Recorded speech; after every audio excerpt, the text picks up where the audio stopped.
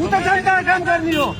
जनताले प्रत्यक्ष निर्वाचित गरेको मान्छेले तपाईँले मलाई किन धकाल्नु भएको? भाइ यो पुष्टि किन यहाँ भिड गरेको देखाएको छैन? कसले भिड गरेछ?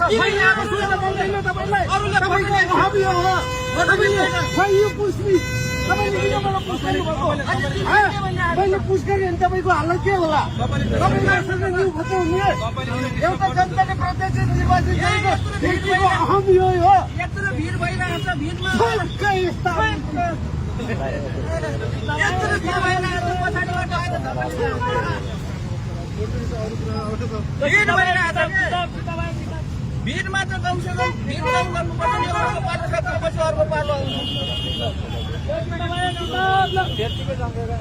भिड मैले भनेको पालो पालो आऊ भनेर आफ्नो काम गरेर जानु भएको राम्रो काम हो, सपोर्ट गर्छ।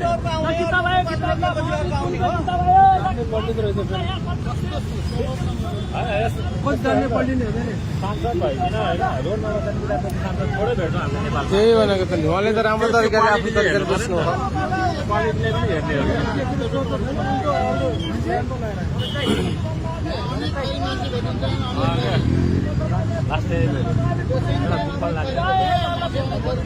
किताब चाहिँ किन्नै पऱ्यो क्या।